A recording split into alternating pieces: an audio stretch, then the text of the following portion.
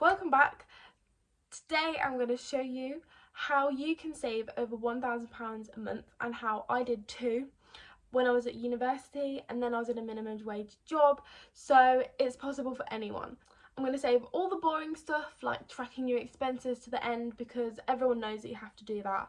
So I'll briefly go over those at the end and we'll start with the fun things. So the first thing that really encouraged me to save as much as possible is focusing on why you want to save that money every single day. I go over them every day. What I like to do is kind of visualize where I want to be in a few months' time or in a year's time, and it really helps me focus on what I need to do to get to that point.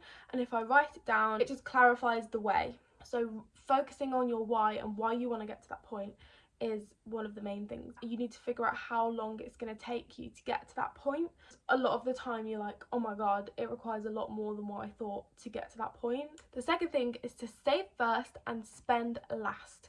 As soon as you get paid, put the amount of money needed to hit your savings goal in your savings account first. On the first of every month, this is when I do it because obviously this is when your bills come out too. So I'll put that money aside, my bills will all come out and I'll be left with the amount of money I've got left for the rest of the month. Then I'll be able to see that throughout the whole month. So if you don't have enough money at the moment to hit your savings goal every month, then what you need to do is either spend less or earn more. So what I'll be going over now is what to do for those 2 points. First thing is the fun thing, and that is increase your income. Start a side business. This is how I was able to come up with 70 to 80% of all my savings that I've ever saved up. There's loads of ways you can do this in the UK. The ones that I know are the ones that I did personally. So a couple of years ago, I would buy things from Facebook, I would renovate them, refurbish them, and I'd sell them again on Facebook because obviously there's no fees. At one point, I was buying Louis Vuitton bags from eBay and stuff that were like really underpriced and they were in perfect condition and people just wanted to get rid of them, and then I would put them on Facebook or put them back on eBay and just sell them for more, and sometimes I'd make like £50 to £100 on each bag that I did sell. And then other times I bought some old-fashioned furniture, I would paint it, sand it down, turn it into these shabby chic style furniture pieces, and they would just sell so well, and I bet they sell really well now as well. Another great thing to do is eBay dropshipping, where you buy online through manufacturers / warehouses and ship it straight to your customer when you get a sale on eBay. There you can sell loads of stuff, like at the moment it's summertime, so literally outdoor furniture is going off the shelves. You won't find them, they won't be in stock in a lot of places, so if you can get your hands on some of that, that's a great thing to sell on eBay right now, and on Facebook, all the other places. And what I mainly did 2018 is I started an Etsy business. It's not the same one I have right now, but it was on the same store, it's just none of my listings are still live. So what I did back then in 2018 is I got a Cricut and I made bottles with personalizations on, the little stickers with the names on, and that did really well for a while. You can also do Amazon Arbitrage, which is just where you go to places and you scan the barcode on the item in the sale. For instance, toys are mainly the thing that people sell the most. Scan it on the Amazon app and you see if you can make a profit on it, and if you can, you buy it, you send it to the Amazon warehouse, put it on there, and you make a profit. So the good thing is that if you get stuff that's on the shelves, there's usually a lot of things on that shelf, so you can literally just like shove it all in your basket, send it all to Amazon, and you're good. I could do a whole video on side hustles that you can do, so maybe that's a future video. Let me know if you're interested in it. There's so many things I can think of. Other thing that you need to do if you don't have enough money right now is spend less. This is one of the things that a lot of people mainly probably struggle with because they've already got commitment. They've already got a house, got a car. It's quite hard to go down from that point. There's something called lifestyle inflation, where you earn a certain amount of money and your expenditure is either equal to or above that. And a lot of people, if they start to earn more money, they start to spend more and commit to more expensive things. So they get a new car, or they upgrade their living situation, or you know, they get a higher subscription because they can afford it now, or a bigger TV.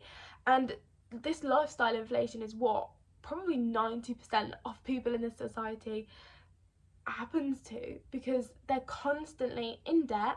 They constantly don't have any savings or an emergency fund, and they're constantly saying that they've got no money left, and it's because of this lifestyle inflation. So do not fall into lifestyle inflation. So what I did when I moved to university is I moved out of our studio flat and we moved into a 1-bedroom flat. So it was only a little bit of an upgrade, but we had that extra room. Because I live with Aaron, we get to split our living expenses. So that's another thing. If you can live with someone else and split all of your expenses, then that is absolutely amazing. If not, it's going to get very expensive, and the best thing to do probably then is maybe to live with parents or like live with a friend or something like that. And so when I finished university, we moved into the 1-bedroom flat, and I didn't increase any of my expenditure. I had the same car, I had the same everything else. I still saved money every single month, and that was the only even though I went from being a uni student where I was literally earning like £500 a month from student loan, and any extra money I earned on top of that from my job would just literally be either spent on luxuries every once in a while, or like car repairs, or put in savings. One thing that made me really open my eyes to the finance world was Rich Dad Poor Dad. That literally made me just like completely stop spending for months.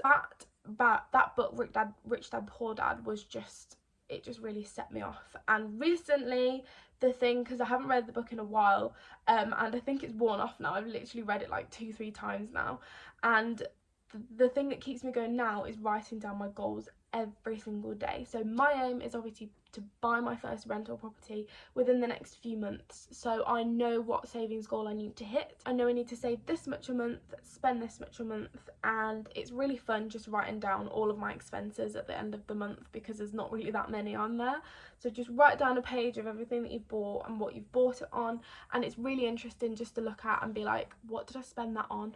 Or you'll catch yourself having not cancelled like a subscription that you don't use anymore, and then you just suddenly save like £5-10 a month. So I personally really like doing that. But spend less, increase your income, track your expenses, focus on your goals every single day. Try to decrease your spending everywhere you can, because at the end of the day, if you want that savings goal badly enough, so like me, I want my property and there's nothing more that I want that property, then you will get there. But if you don't want it bad enough, then you're probably not going to get there as fast. So stay focused. So that's probably everything I have to mention about how you can save over £1,000 a month. If you do have any questions, just pop it down in the comments below, and if you did like the video, give it a thumbs up, and it'll be recommended to other people that are interested in this kind of stuff. So for now, I'll see you in the next video.